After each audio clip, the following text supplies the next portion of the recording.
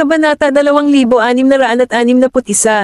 Huminga ng malalim si Knowles at hinayla si Daisy sa kanyang mga bisig.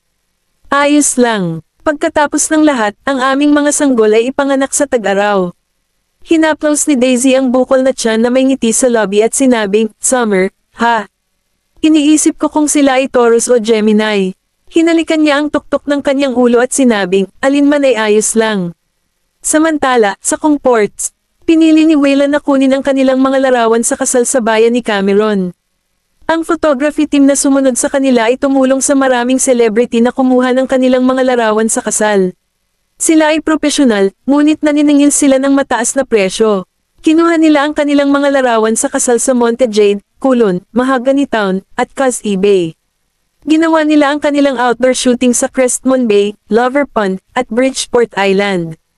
Papalitan nila ang kanilang kasuotan para sa bawat lokasyon, at lahat sila ay branded at custom-made sa iba't ibang estilo. Mula umaga hanggang hapon, sunod-sunod nilang pinagdaanan ang lahat ng mga site at kumuha ng halos 1,000 larawan ng kasal. Sa sobrang pagod ni Cameron ay ibinagsak niya ang sarili sa kama pagkabalik nila sa kanilang hotel.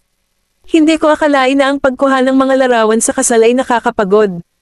Hinawi ni Waylon ang kurtina at lumingon kay Cameron.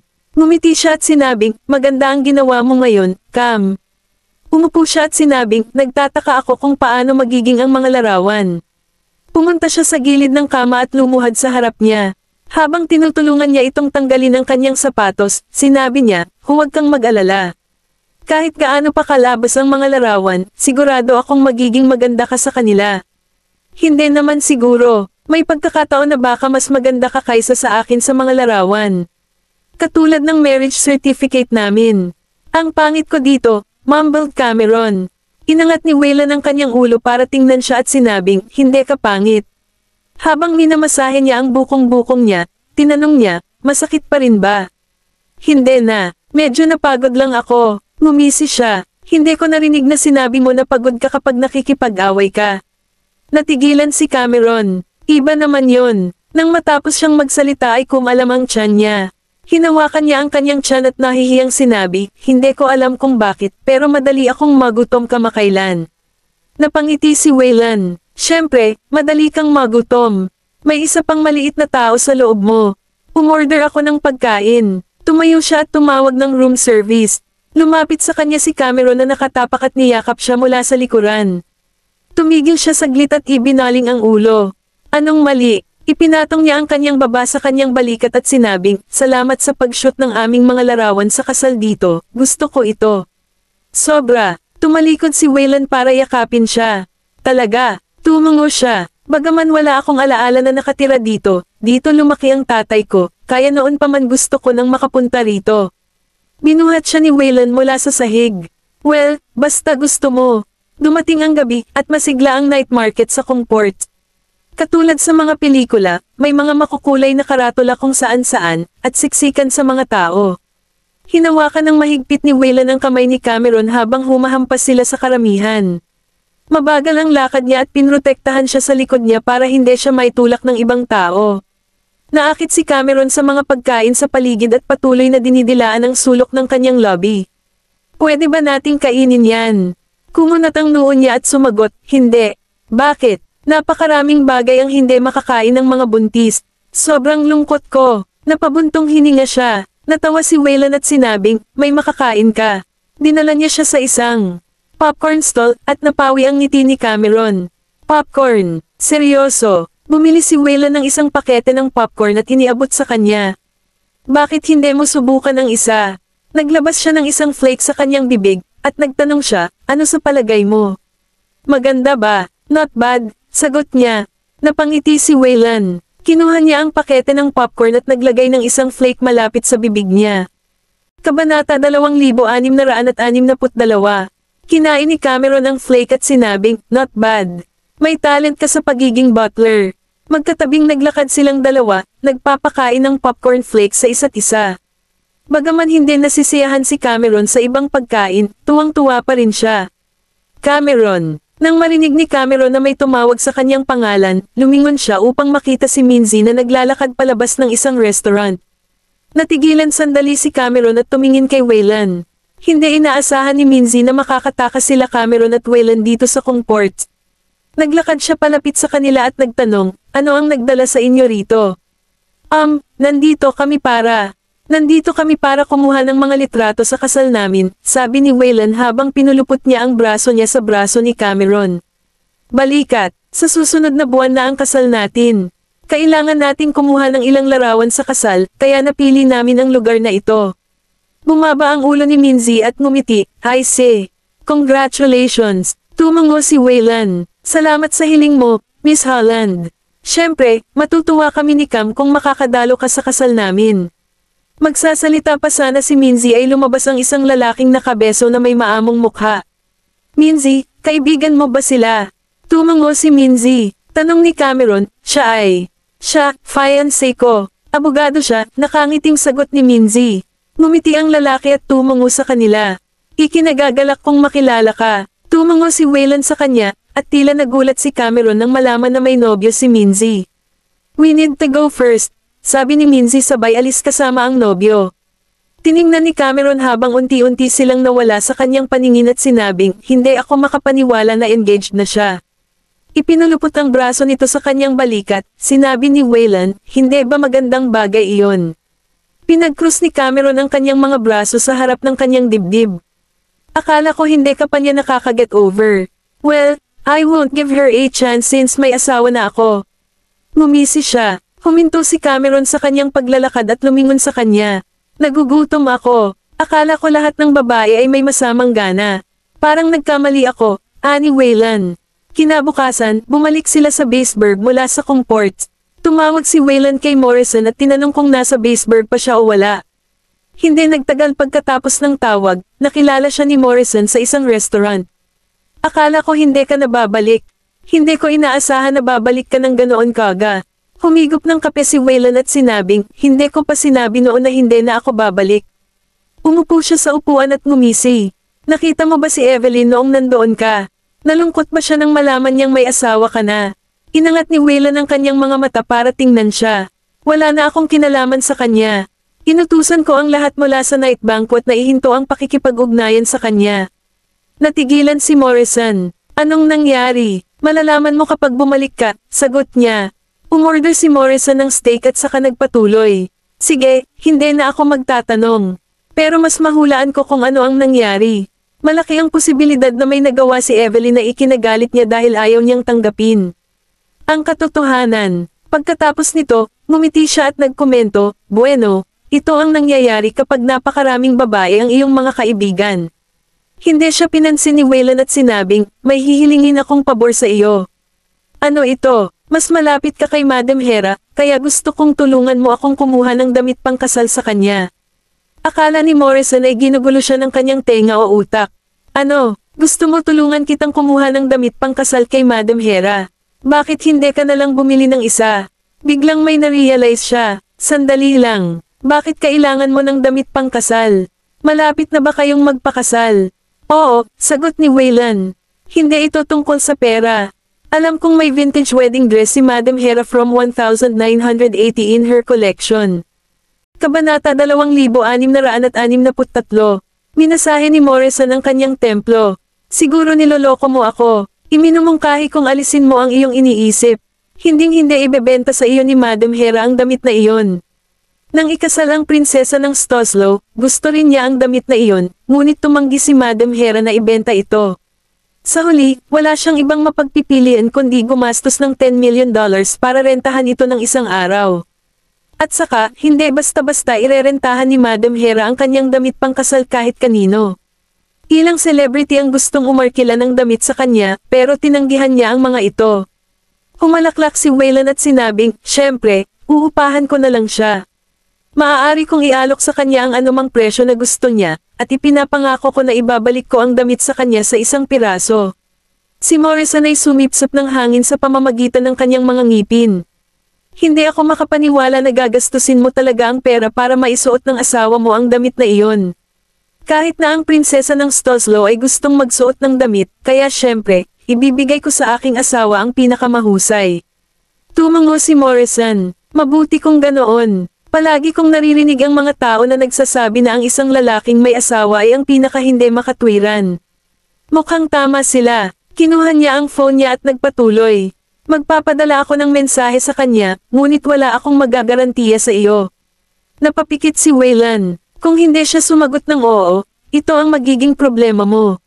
Napaangat ng ulo si Morrison. Ano, tinatakot mo ba ako ngayon? Pinag-cross niya ang kanyang mga daliri at ipinatong ang kanyang kamay sa mesa. Masyado kang malapit sa kanya, tama ba? Lola ko yon. Hindi naman ako ganoon ka-close sa kanya. Apo ka ng lola mo, kaya sigurado akong kakayanin mo. Natigilan si Morrison. Para sa kanya na si Waylan ay parang isang abductor na naglagay ng kutsilyo sa kanyang leeg. Kung hindi niya makuha ang damit para sa kanya, papatayin niya ito. Huminga siya ng malalim. Sige, sige. Gagawin ko ang lahat. Kukuha ako ng damit para sa'yo. Sa sandaling nagpadala siya ng mensahe, natigilan si Morrison. Ipinakita niya kay Waylan ang kanyang telepono at sinabing, tingnan mo. Ni-blacklist niya ang number ko. Napangiti si Waylan. Well, parang hindi ka rin naman ganoon ka-close sa kanya. Sa palagay ko kailangan kong gawin ito sa aking sarili. Tumango si Morrison. Na-blacklist niya ako kahit apo ako ng lola ko. Hindi ako naniniwala na bibigyan kanya ng pabor at papahiram sa iyo ng damit. Kinuha ni Madam Hera ang kanyang telepono, at sinabi ni Waylan, babalik ako sa Stoslow bukas, at inaasahan kong bisitahin ka. May sinabi siya bilang ganti, at ngumiti si Waylan. Oo naman, gagawin ko. Hindi na natauhan si Morrison kahit na matapos na ni Waylan ang tawag. Pagkaraan ng ilang sandali, bumalik siya sa katinoan at sinabing, akala ko ba hihilingin mo sa kanya ang damit pangkasal? Inangat ni Waylan ang kanyang ulo para tingnan siya. Tingin mo ba tanga ako katulad mo? Ipapakita nito na wala akong kahit anong sinseridad kung babanggitin ko ito sa telepono. Huminga siya ng malalim at nagngangalit na sinabi, kung gayon, bakit mo hiniling sa akin na ipadala sa kanya ang mensahe? Ngumiti si Waylan, bueno, salamat sa iyo, alam ko na ngayon kung ano ang dapat kong gawin. Walang imek si Morrison. Hindi siya makapaniwala na itatakda siya ni Waylan. Palaging sinasabi ng mga tao na ang kuko na damaykit ay halos naputol, at tila, siya ang pako sa pagkakataong ito. Gayunpaman, wala siyang magagawa tungkol dito. Walang paraan na matalo niya si Waylan pagdating sa manipulasyon. Babalik ka sa Stoslow para sa damit pangkasal. Paano kung siya? Walang, what if, sa dictionary ko. Kukunin ko ang damit, mahinahon at may kumpiyansang sabi ni Waylan. Kinabukasan. Ipinadala ni Morrison si Waylan sa paliparan kasama si Cameron. Hanggang kailan ka babalik this time? Tanong niya. Lumingon si Waylan para tignan siya at hinaplos ang pisngi niya. Ilang araw lang. Napapikit siya. Bakit hindi ako makakasama sa iyo? Ngumisi si Waylan at ibinaba ang ulo. Buntis ka, kaya ayokong mapagod ka ng sobra. At saka, ito ay isang bagay na napakahalaga sa aming kasal. Nagtaas ng ulo si Cameron. Sige, kung ganoon. Hinalikan ni Waylan ang kanyang lobby. Hintayin mo ako. Pagkatapos nun, tumalikod na siya at pumunta sa airport. Pinagmamasdan ni Cameron habang unti-unti siyang nawawala sa karamihan. Kabanata 2664. Ibinaba ni Morrison ang kanyang bintana at sinabing, huwag kang mag-alala, Cam. Ilang araw na lang mawawala si Wayne. Con, ihahatid na kita pa uwi. Bumalik si Cameron sa kotse at tumingin kay Morrison. May ideya ka ba kung para saan siya bumalik? Tiningnan siya ni Morrison sa rear mirror. Bakas sa kanyang mga mata ang isang bakas ng amusement habang sinabi niyang, hindi ako magsisinungaling sa iyo. Ang dahilan kung bakit babalik si Wayne sa Stoslow sa pagkakataong ito ay para manghiram ng damit pangkasal sa isang tao. Kahit na sinabihan siya ni Waylan na tulungan siyang itago ang sikreto kay Cameron, nagpa siyang sabihin sa kanya na makipagbalikan sa kanya dahil sa panlilinlang sa kanya noong nakaraang pagkakataon sa restaurant. Napatulala si Cameron. Pahiram ng damit pangkasal. Bakit hindi siya bumili ng isa sa halip? Bakit kailangan niyang manghiram ng isa? Nakatutok ang mga mata niya sa isang vintage-style wedding dress, at hindi ito garantiya na makukuha niya ito. Kung tutusin, ang pagpapahiram sa kanya ng damit ay hindi isang madaling gawain. Noong huling nagpakasal ang prinsesa ng Stoslow, gumastos siya ng $10 million para rentahan ito ng isang araw. Nagulat si Cameron, $10 million para sa isang araw. Tumango si Morrison. Oo, ang damit pangkasal ay nangangailangan ng mataas na gastos sa pagpapanatili. Bahala na ang prinsesa ang umupa nito. Talagang gagasto si Wayne ng malaking pera sa pagkakataong ito. Bahagyang natigilan si Cameron. Kaya pala sabi niya napaka-importante sa kasal namin. So, bumalik siya sa Stoslow para lang manghiram ng wedding dress para sa akin. Kumunat ang noo niya at ipinulupot ang mga braso sa harap ng dibdib niya. Gagaw ba siya? Pinilit ni Morrison ang kanyang dila at sinabing, bueno, hindi ba normal para sa isang lalaki na gumastos ng pera para sa kanyang asawa? Tsaka mayaman siya. Ang ilang milyong dolyar ay wala para sa kanya. Walang sinabi si Cameron. Pagkaraan ng ilang sandali, sinabi niya kay Morrison na ipadala siya sa Martial Arts Center. Tanong ni Morrison, para saan ka pupunta doon? Kilala ko ang mga tao doon. Huwag ka nang magtanong, at papuntahin mo na lang ako doon. Inihinto ni Morrison ang sasakyan sa harap ng Martial Arts Center. Bumaba si Cameron sa kotse, at nakita siya ni Mahina, na nagtatrabaho sa bulwagan, at binati siya. Miss, isinara ni Cameron ang pinto at pumasok sa gusali kasama si Mahina. Nang makita sila ni Morrison na pumasok sa Martial Arts Center, natarante siya. Ang Martial Arts Center na ito ay kay Cam. No wonder kahit sinabi ni Damon na napakagaling niyang makipaglaban. Kinabukasan, sa Stoslow, si Waylon ang nagmaneho ng SUV mag-isa papunta sa lugar ni Madam Hera sa suburbs. Si Madam Hera ay higit na isang Arcadian at hindi nasiyahan sa pagmamadali at pagmamadali ng buhay sa malaking lungsod. Sa makatuwid, lumipat siya mula sa lungsod patungo sa mga suburb ng ilang dosenang kilometro ang layo. Kahit na malinis na ang nyebe sa kalsada, basa pa rin at madulas ang kalsada dahil sa pag-ulan ng nyebe ilang araw na ang nakalipas. Nagring ang phone niya. Tiningnan ni Waylon ang kanyang telepono at napagtantong tawag iyon mula kay Damon. Sinagot niya ang tawag at sinabing, ano ang problema? Nasaan ka ngayon, Master Wayne? May nahuli lang kaming kain na hinala sa garahe. Kumunat ang noo niya. Papunta na ako sa kinaroroonan ni Madam Hera. Sino ang lalaking iyon? Hindi namin siya kilala, pero may nagutos daw sa kanya na may gawin sa SUV. Aling sasakyan ang minamaneho mo ngayon, Master Wayne? Natigilan si Waylon. Inilapat niya ang preno sa subconsciously, ngunit walang nangyari. Parang may pumutol sa brake controller. Kasabay nito, may sumulpat na truck sa kanyang harapan. Nang akmang sasampalin na niya ang truck, hinayla ni Waylon ang manibela, at ang kotse ay nabaligtad sa kalsada. Habang nagmamadaling pumunta ang doktor sa dala ang stretcher cart, sinigawan ni Damon ang mga nasa daan, umalis kayo. Si Waylon ay nakasuot ng oxygen mask, at ang kanyang mukha ay puno ng dugo. Sumara ang pinto sa at bumukas ang pulang ilaw.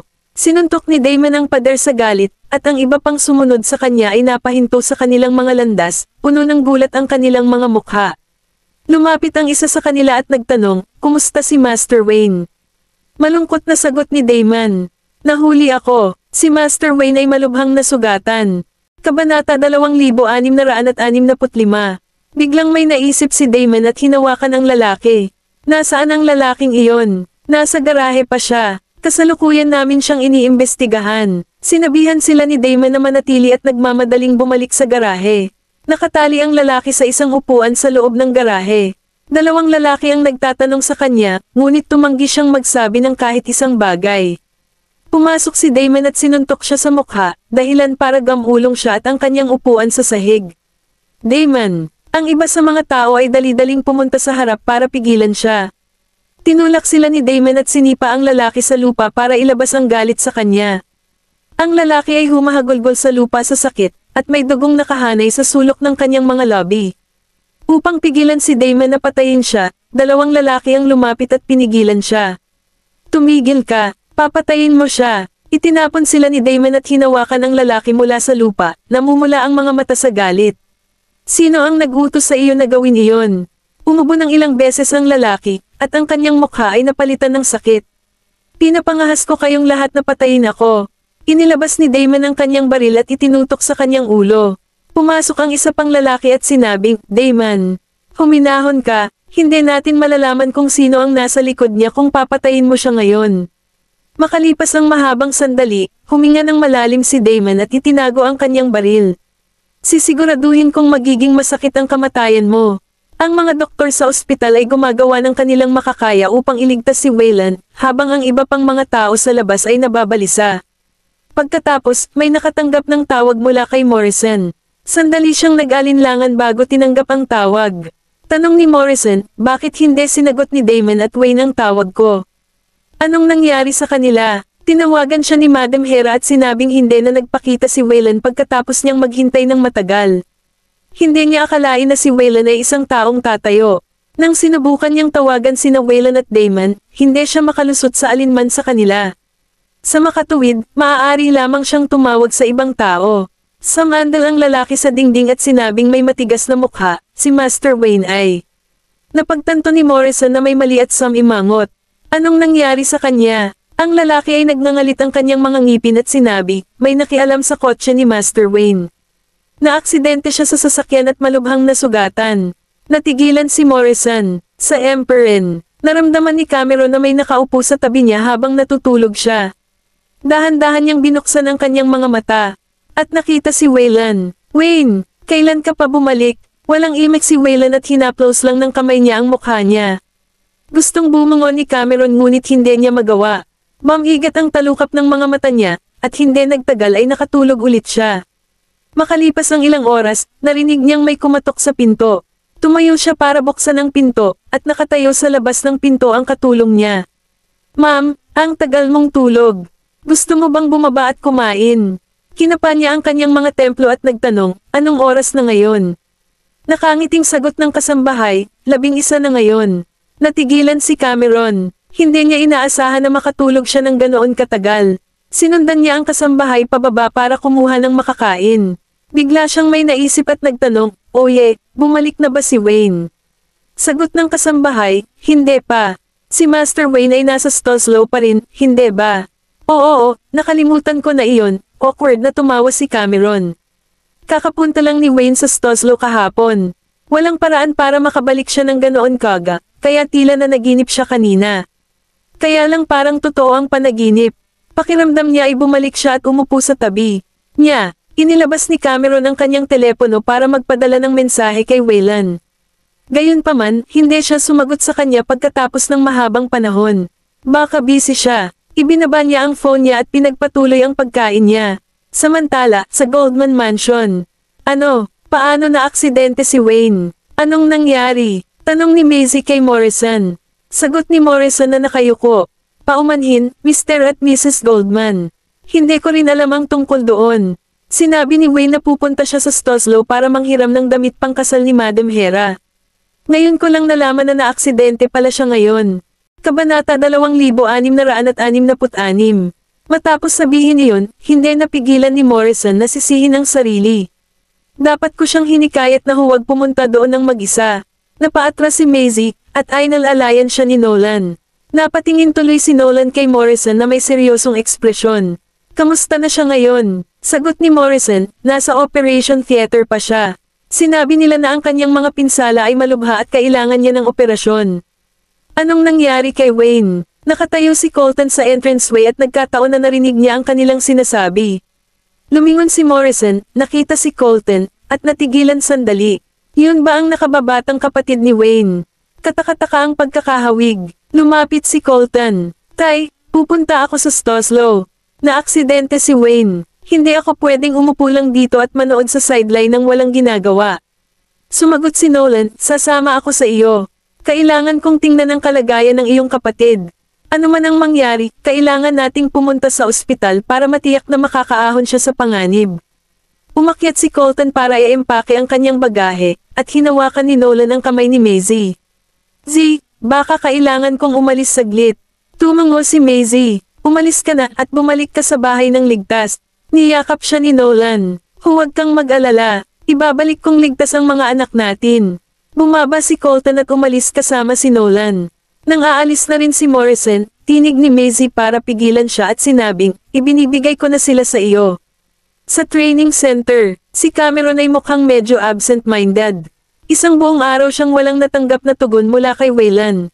Nang makita siyang nakatitig sa kanyang telepono na nakatulala, si Mahina ay naglakad ng nakangiti. Cam, iniisip mo ba si Mr. Goldman? Hindi, itinabi niya ang telepono. Umupo si Mahina sa tabi niya. Buntis ka na sa anak ni Mr. Goldman, bakit hindi mo siya mamiss? Hindi na kailangang itago iyon. Binigyan siya ni Cameron ng patagilid na tingin. Na-realize ko na mas naging madaldal ka simula noong lumipat ka at nagsimulang magtrabaho dito. Nakakuha ka ng isang masamang ugali mula sa mga taong ito, hindi ba? Humajijek siya at walang sinabi. Ibinaba ni Cameron ang kanyang tingin. Frankly speaking, miss ko na talaga siya, pero isang araw lang siya nag-abroad. Nagulat si Mahina, bakit nag-abroad si Mr. Goldman? Ipinaliwanag ni Cameron, para ito sa ating seremonya ng kasal. Humalaklak si Mahina, talagang tinatrato ka ni Mr. Goldman. Hindi katakatakang ipaubaya ka ni Mr. Southern sa kanya ng may kapayapaan ng isip. Hindi umimik si Cameron. Maganda ang pakikitungo sa akin ni Wayne, kaya nasanay na ako sa presensya niya.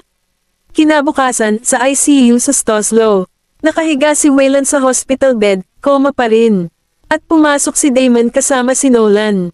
Master Goldman, si Master Wayne ay nakoma mula nang makalabas siya sa operasyon kahapon ng hapon. Umakyat si Nolan sa tabi ng kama.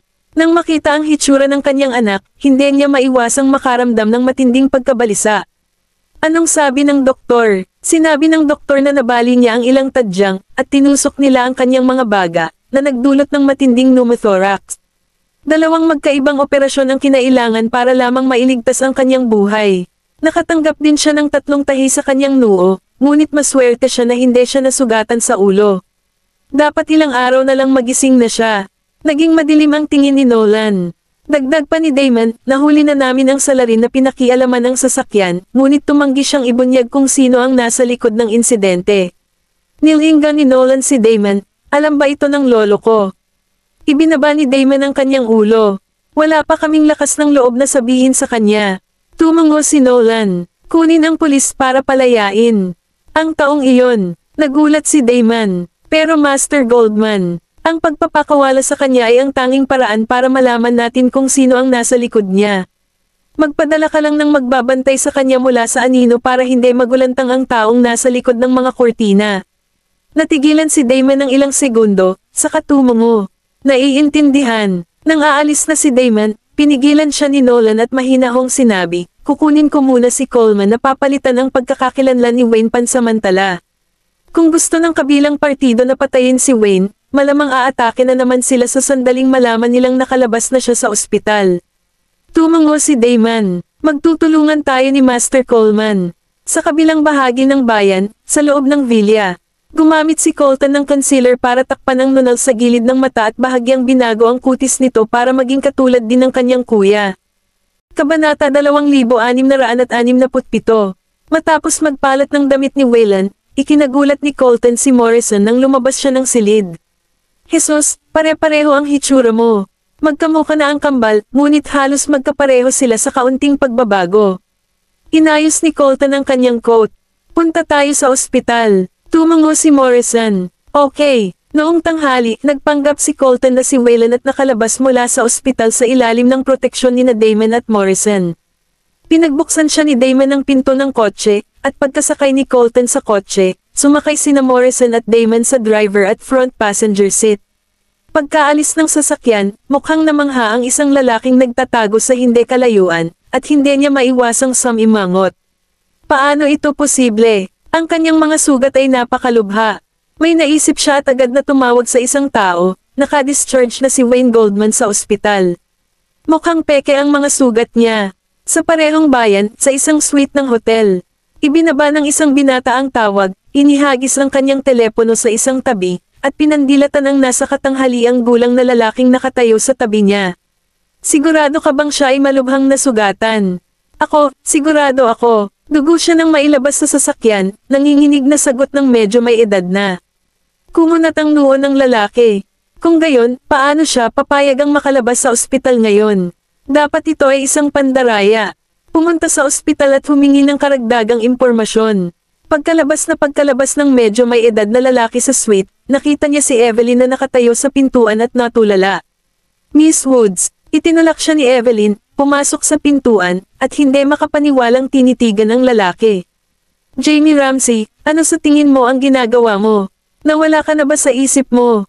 Naglakad si Jamie sa sopa, umupo, itinaas ang kanyang baso ng alak, at umindayog ito. Ginagawa ko ito para sa iyo, Evelyn. Ano lang nagustuhan mo sa bastos na yon? Ni hindi kanya sa ineryoso.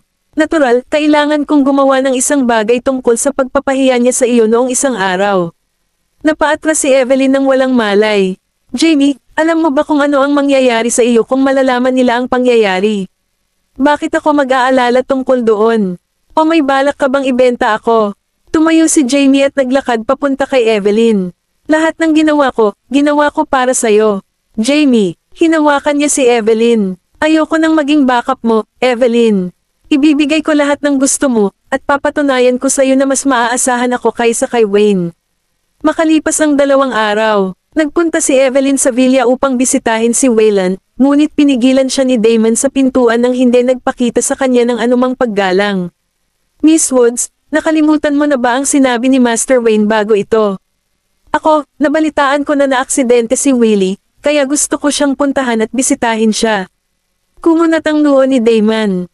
Paano mo nalaman na nasangkot si Master Wayne sa isang aksidente sa sasakyan? Nagulat si Evelyn at mabilis na ipinaliwanag ang sarili.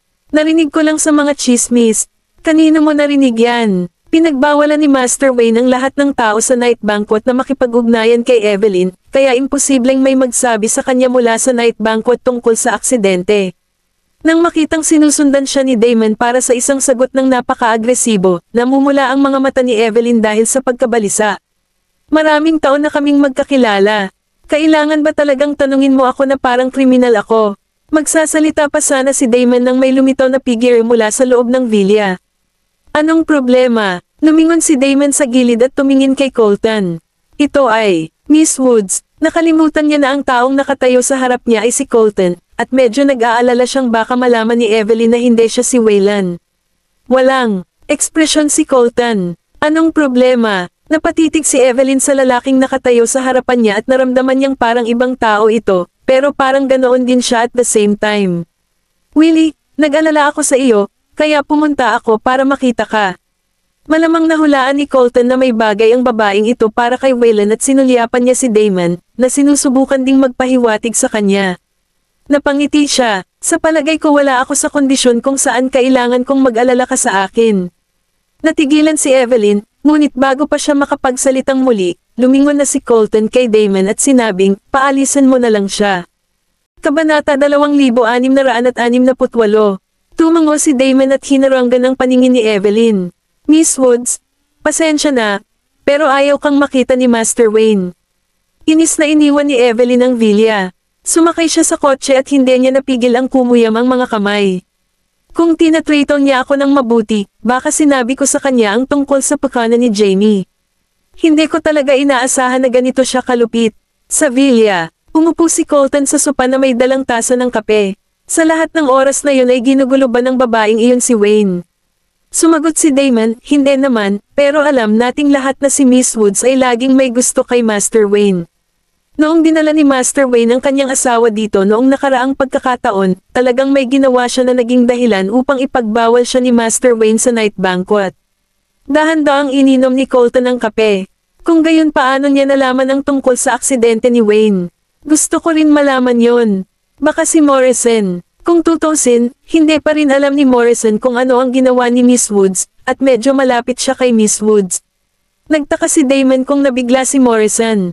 Umiling si Colton. Alam ni Morrison ang tungkol sa plano natin, kaya hindi dapat siya iyon. Pinilit ni Damon na linawin ang isyo. Kung gayon sino kaya ito? Sa ospital. Palihim na inilipat ni Nolan si Wayne sa ibang ospital. Bukod sa direktor, walang ibang tao sa ospital ang nakakaalam tungkol dito, at sinabihan siyang manahimik tungkol sa paglipat. Ayaw makialam ng ospital, kaya natural lang sa kanila na huwag maglakas loob na ibuhos ang tungkol sa bagay na iyon. Napakahigpit din ang pagiging confidential ng isang pribadong ospital. Kaya kahit na ang mga gasto sa ospital ay mataas, hindi bababa sa ito ay ligtas. Si Nolan ay nananatili sa tabi ng kama ng ospital at halos hindi nakatulog ng maayos sa loob ng 2 araw.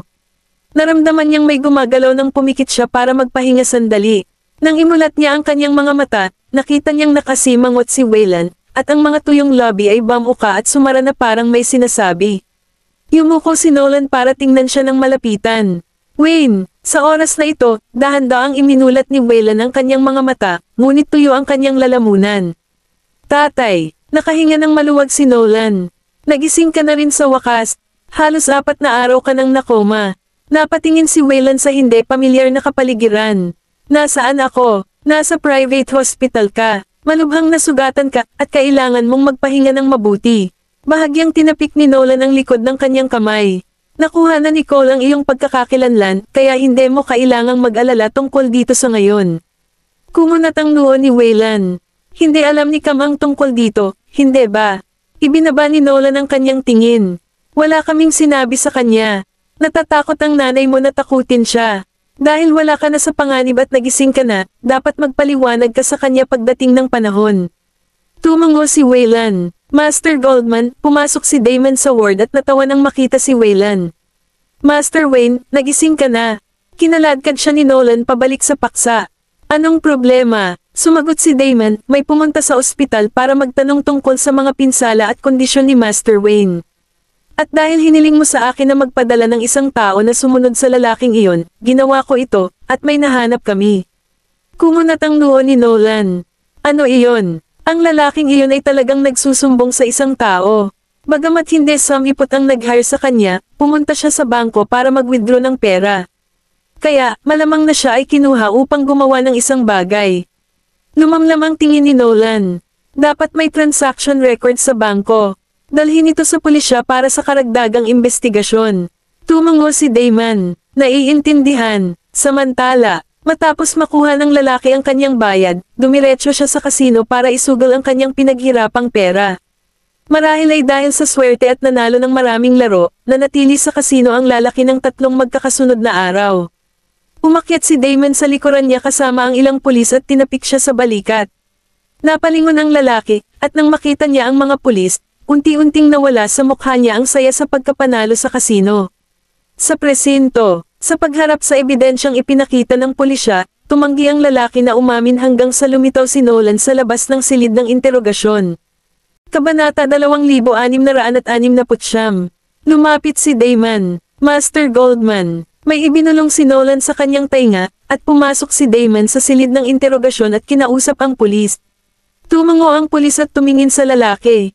Hindi na mahalaga ngayon, kahit na ayaw mong magsalita dahil may nakakilala na sa iyo.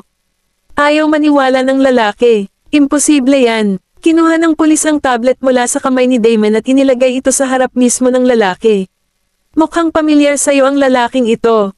Natigilan agad ang lalaki. Siya ay nahuli na nakikipag-usap sa isang medyo may edad na lalaki sa isang parking lot. Ngunit ako ay lubhang maingat sa lahat ng aking ginawa.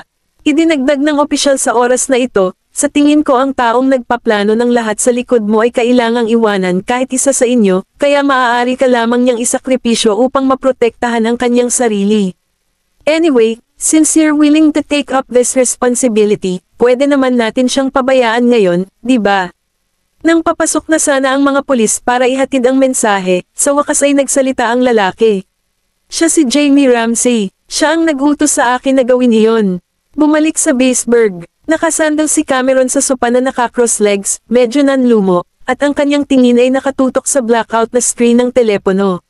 Hindi niya sinasagot ang alinman sa aking mga tawag o sinasagot ang alinman sa aking mga mensahe. Ano ang sinusubukan niyang makamit dito? O may nangyari sa kanya? Sa pag-iisip nito, tumayo kaagad si Cameron at lalabas na sana. Tinawag siya ng kasambahay. Young lady, saan ka pupunta? Tumayo siya sa entranceway at nagpalit ng sapatos. Aalis ako saglit. Pagbukas niya ng pinto, nakita niya si Maisie na nakatayo sa labas ng pinto at nagulat siya ng ilang segundo. Ikaw, Mrs. Goldman. Napangiti si Maisie. Lalabas ka ba? Ah, ako. Napakagat ng lobby si Cameron at sa wakas ay nagtanong, Mrs. Goldman, may nangyari ba kay Wayne? Kumunat ang noo ni Maisie at nagpatuloy. Pumasok tayo sa loob para mag-usap. Sa wakas ay naramdaman ni Cameron na may mali. Nang bumalik siya sa katinoan at bumalik sa sala, nakaupo na si Maisie sa couch. Pumunta ako dito para ipaalam sa iyo ang kalagayan ni Wayne. Alam kong nag-aalala ka talaga sa kanya. Humakbang si Cameron. Anong nangyari sa kanya? Naaksidente siya sa ibang bansa at kinailangang sumailalim sa operasyon ilang araw na ang nakakaraan. Huwag kang mag-alala. Nabalitaan ko lang na nagkamalay na siya. Nagkaroon ng aksidente, at isinagawa ang mga surgical procedure. Naiisip ko kung gaano ito kaseryoso. Kinuyam ni Cameron ang kanyang mga kamay, paano ito? Ang kanyang ama at si Cole ay parehong nasa Stoslow ngayon, at iimbestigahan nila ang lahat at malalaman ang ilalim ng insidente. Si Wayne naman, pasensya na kung hindi kita agad na abisuhan. Hindi ko ginawa iyon dahil naniniwala ako na ayaw niyang mag-alala ka, kaya hindi rin niya ito ipaalam sa iyo. Ibinaba ni Cameron ang kanyang tingin. Kung alam ko nang mas maaga na mangyayari ito, pinigilan ko na siyang bumalik sa Stoslow. Kung hindi siya bumalik sa Stoslow, marahil ay hindi siya makakatagpo ng ganoong pangyayari. Tumayo si Maisie at lumapit sa kanya. Cam, alam kong nag-aalala ka sa kanya ngayon, pero si Wayne ay nagmamalasakit sa iyo, kaya ayaw niyang maapektuhan ka ng kanyang mga relasyon. Pagkasabi niyo na ipinatong niya ang kamay niya sa balikat ni Cameron. Ang kailangan mo lang gawin ngayon ay hintayin siyang bumalik sa Slakova. Dapat may tiwala ka sa kanya. Kinabukasan, binisita ni Colton si Waylon sa ospital. Umupo si Waylon sa ulo ng kama, at medyo gumanda ang kanyang kutis kaysa kahapon. Wayne, anong nararamdaman mo ngayon? Ngumisi si Wayne. Walang seryoso, huwag kang mag-alala. Tumango siya at saka nagtanong, may kilala ka? Bang Jamie Ramsey? Jamie, bahagyang kumunat ang noo ni Waylon. May kinalaman ba sa kanya ang bagay na ito? Ipinaliwanag ni Colton, inamin na ng salarin na si Jamie ang taong nagbigay sa kanya ng mga utos. Nanatiling tahimik si Waylon saglit. Hindi ko siya masyadong kilala, pero bakit niya ako sasalakayin? Umiling din si Colton. Pumasok si Morrison sa oras na ito. Pagkatapos ng lahat ng mga pagsisiyasat, ito ay si Jamie Ramsey. Napatingin si Waylon kay Morrison, na nakatayo sa labas ng pinto, at natigilan ng ilang segundo. Kilalang kilala mo ba siya? Hindi naman masyado, pero kilala ko siya. Niligawan niya si Evelyn noon, pero lagi siyang may bagay sa iyo. Kaya, parang gusto niyang maghayganti sa iyo dahil dito. Kabanata 2670. Naging malamig at mabagsik ang ekspresyon ni Waylon. Ginaganti niya ako para dito. Anyway, hindi ka talaga gusto ng bastard na iyon sa simula. Ngayong sigurado na kami na siya ang nasa likod ng lahat ng kalokohang ito, hindi na siya lumalayo sa amin. Noong mga oras na iyon, hindi pa rin alam ni Jamie, na tumutuloy sa hotel, na siya ay nalantad. Matapos itong makasama kay Evelyn, inaliw niya ito. Huwag kang mag-alala, dahil walang puso ang pakikitungo niya sa iyo, tiyak na tuturuan kita ng leksyon. Tumalikod si Evelyn sa kanya at nanatiling tahimik.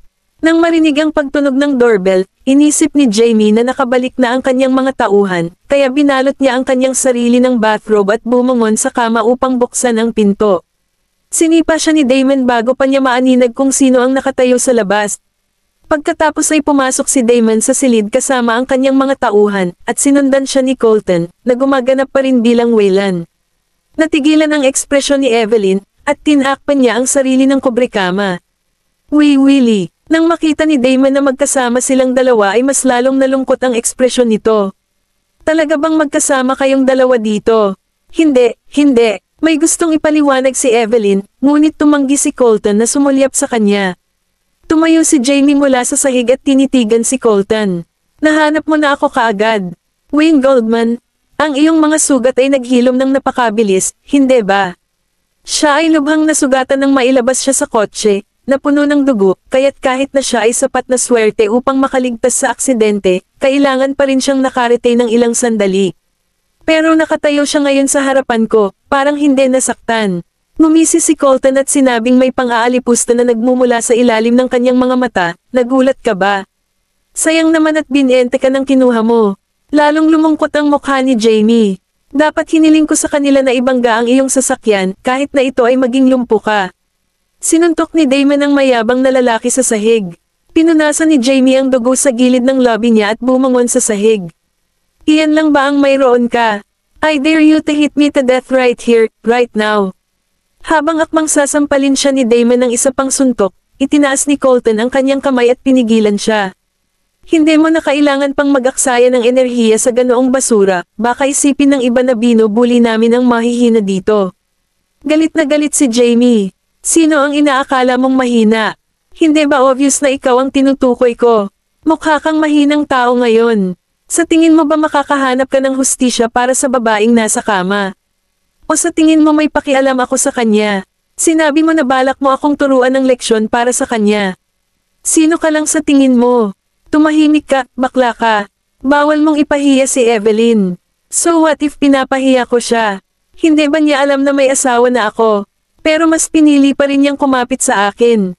At alam na nating lahat na umakyat siya sa iyong kama nang walang pag-aalinlangan, ngunit sa parehong oras, nagpanggap pa rin na in love sa akin. I mean, kahit ako naiinis sa kanya. Sinabi niya ito sa ngalan ng kanyang nakatatandang kapatid. Dahil sa sinabi ni Colton, namutla ang mukha ni Evelyn sa isang iglap. Ang Willie na kilala ko ay hinding-hindi ako ipapahiya sa mga ganyang salita. Galit na galit si Jamie na gusto niyang kumilos kay Colton, ngunit bago pa niya ito mahawakan, naipit na siya ni Damon at ng iba pa. Nagpumiglas siya, lumaban, at umungol. Wayne Goldman, naglakas loob akong lumapit sa akin. Huwag kang mag-alala. Wala naman akong planong bitawan ka. Mabuhay ka man o mamatay ay walang kinalaman sa akin. Papatayin na sana kita ngayon kung hindi ako ipinagbabawal ng batas na gawin ito. At saka, magiging madaling paraan ito para sa iyo, kaya isang karagdagang dahilan para hindi kita tapusin dito. Lumingon si Colton. Kung mayroon ka pang sasabihin, itabi mo ito para pagdating natin sa presinto. Pagkatapos ay umalis siya kasama ang kanyang mga tauhan. Dinala din si Jamie. Natulala si Evelyn sa kama habang ang puso niya ay pira-piraso ng nahihiya.